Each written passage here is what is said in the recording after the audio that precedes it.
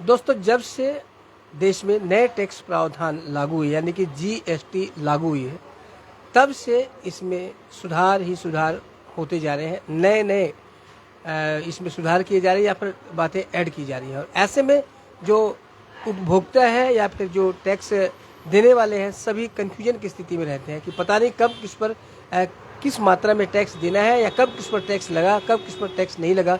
इसे लेकर अक्सर व्यापारी परेशान रहते हैं। और इसी में अभी खबरें आ रही है कि 47वीं जीएसटी काउंसिल की बैठक अभी संपन्न हुई थी, 2 दिन पहले ही संपन्न हुई है। और इसमें कई नए प्रावधान आए हैं। अब वे नए प्रावधान क्या है, किन चीज़ों पर इनका प्रभाव पड़ने वाला है, इसे लेकर व्यापारी फिर असमंजस में है।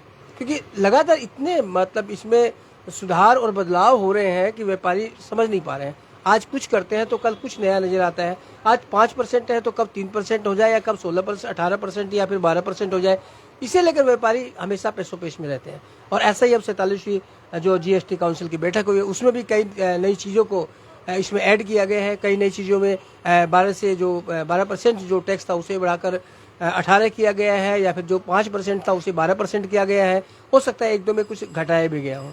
तो इन्हीं सब बातों पर प्रकाश डालने के लिए, इन्हीं सब बातों के विषय में जानकारी लेने के लिए, क्योंकि विशेषकर देखा जा रहा है कि इस बैठक में जो खाद्यान्न संबंधित जो है जो जिन्स है उन पर भी चर्चा हुई थी। और ऐसे में सिलीगुड़ी की जो अनाज मंडी है, थोक मंडी, नया बाजार, पूरे पूर्वोत्तर भारत की एक बड़ी मंडी है।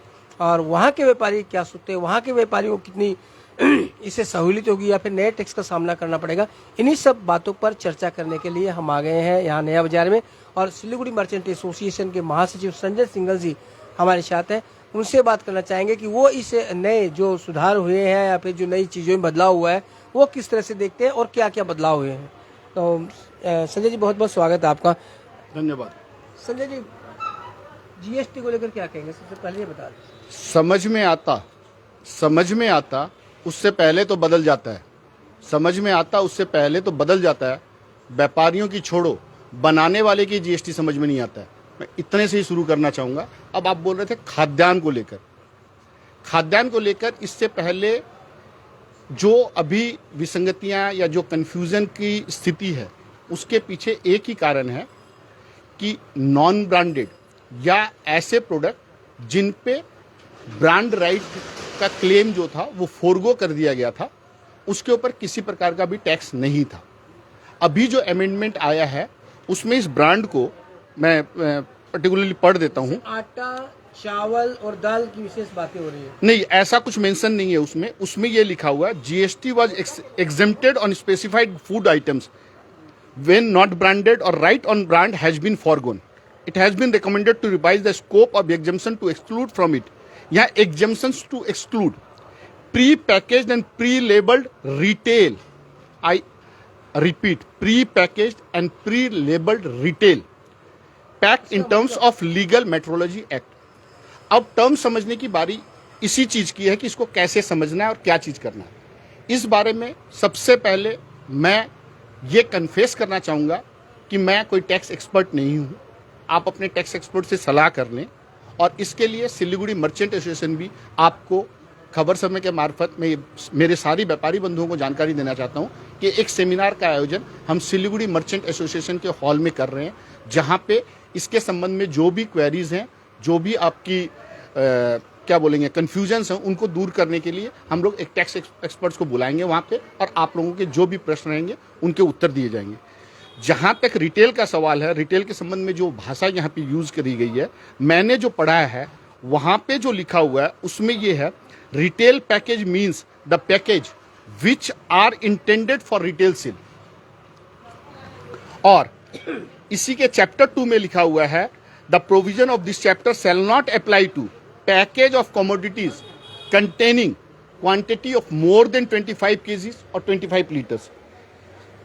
Packaged commodity means for industrial consumer, institutional consumers. अब बिटवीन द लाइन क्या है, ये एक नोटिफिकेशन है गवर्नमेंट का। 28 और 29 को आपने बताया इसकी मीटिंग हुई है, आज 30 तारीख है।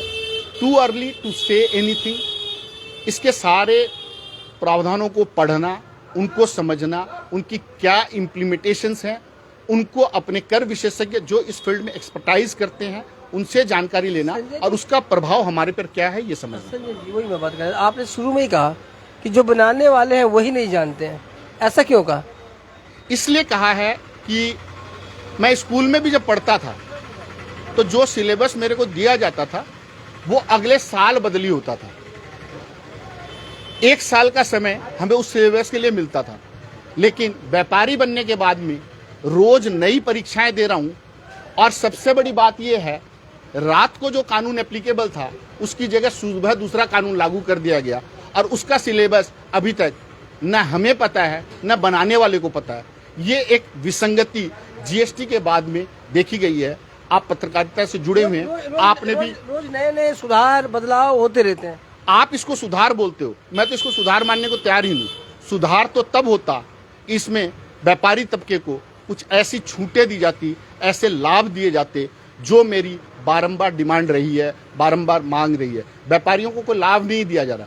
व्यापारियों को एक और एक्ट, एक और प्रोविजन, एक और तरीका, उसी तरीके से पता नहीं आज किसी के पास स्टॉक्स है, कितना स्टॉक्स है, अब वो कानून उस स्टॉक्स पे लागू है या नहीं है, किसने अपने किस कंडीशंस में किस तरीके से माल पहले से मंगाया हुआ है। आज ऑल ऑफ सडन आप उस एक्ट को चेंज कर रहे हो। अब उनके पास स्टॉक इन हैंड जो है उसके बाद उन्होंने कोई प्रोविजनिंग नहीं किया हुआ उस टैक्स का।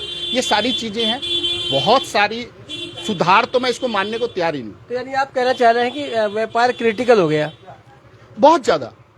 मेरी एक्सपेक्टेशन सरकार से हमेशा से रही है ईज ऑफ डूइंग बिजनेस, लेकिन जीएसटी में जितने बदलाव किए जा रहे हैं, जितने जल्दी जल्दी बदलाव किए जा रहे हैं, ये कुछ भी हो लेकिन ईज ऑफ डूइंग बिजनेस तो नहीं है।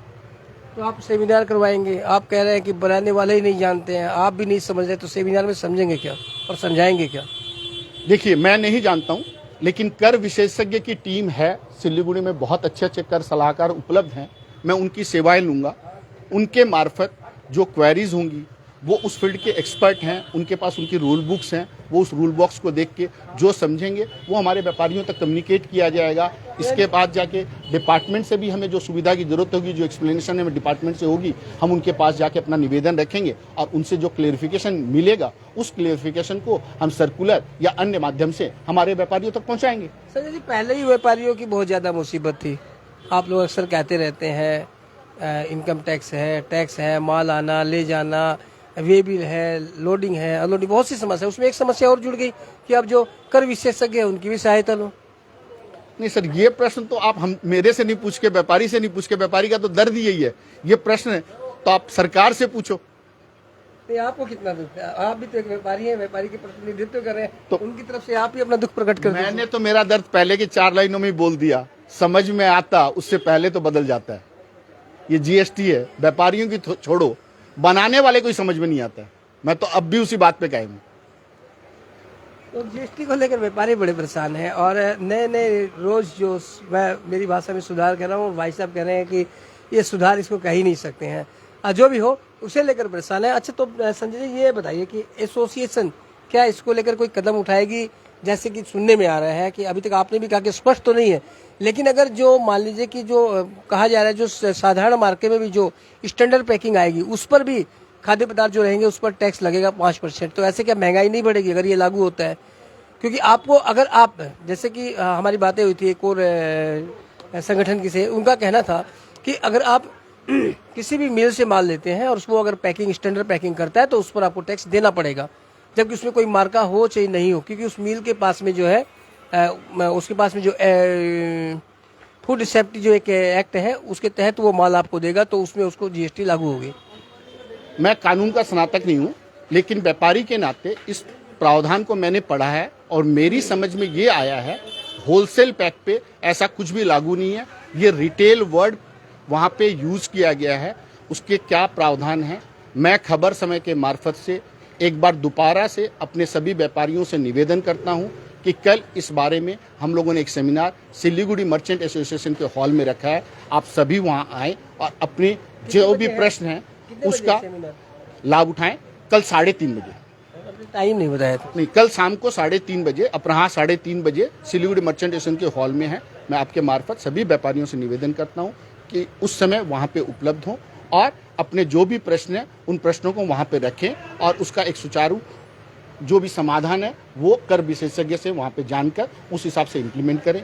इसके बाद जो आपने कहा कि एसोसिएशन और क्या करेगी, मेरे व्यापारी बंधु, हमारे व्यापारी बंधु जो भी प्रश्न, जो भी चीज़ें हम लेके आएंगे, हम उनको एक साथ में साझा करके एक कंक्रीट क्वेश्चन आंसर सेशन बना के सिलीगुड़ी में जो भी टीम्स हैं जो कर प्रावधान को इम्प्लीमेंट करती हैं, CGST हो, SGST हो, जो भी टीम्स अवेलेबल हैं उनके अधिकारियों के पास जाके हम ये प्रश्न अपने रखेंगे कि सर हमारे व्यापारियों के प्रश्न हैं, इनका आप हमें एक सुचारू उत्तर दें। उनसे जो उत्तर जो भी प्राप्त होगा वो हम लोग व्यापारियों से। क्वेश्चन है, अगर मान लीजिए आप ये प्रावधान समझते हैं और उसमें अगर छोटे व्यापारियों का अहित होता है तो आप लोग क्या करेंगे? संभावनाएं व्यक्त की जा रही है कि इससे छोटे व्यवसायियों का नुकसान होने जा रहा है। नहीं, अगर टैक्स लगता है तो व्यक्तिगत रूप से कोई कमेंट करना बहुत आसान होता है, लेकिन जब संस्था के सचिव पद पे हो, मैं संभावना पर किसी भी कदम की बारे में आपको कोई भी साझा करने को तैयार है। ओके, तो बता दें दर्शकों, GST को लेकर फिर एक कंफ्यूजन की स्थिति है, संशय की स्थिति है। नए नए जो सुधार हो रहे हैं उसे अभी तक व्यापारी समझ नहीं पाए और उसका समर्थन तो खुद संजय सिंगल्स ने भी किया है और उन्होंने कहा है कि बनाने वाले ही नहीं जानते तो हम क्या जाने। जब से GST लागू हुई तब से 47वीं तो बैठक हो चुकी है और सैकड़ों इसमें सुधार हो चुके हैं और सैकड़ों पर इनका कम और अधिक किया जा चुका है। तो इसे लेकर व्यापारी लगातार हर समय इसी स्थिति में रहते हैं, जैसा कि बताया भी संजय जी ने कि असमंजस में रहते हैं कि आज क्या है कल क्या होगा कुछ नहीं मालूम, आज सुबह ये चीज है कल क्या होगा नहीं मालूम। लेकिन उन्होंने एक राहत की बात ये बताई है कि अभी कि एक सेमिनार का आयोजन कल कर रहे हैं सिलीगुड़ी मर्चेंट एसोसिएशन के सभागार में और वहां आके इस बारे में जो है आप अधिक जानकारी प्राप्त कर सकते हैं। तो बने रहे खबर समय पर और देखते रहे खबर समय, हर समय खबर समय। धन्यवाद।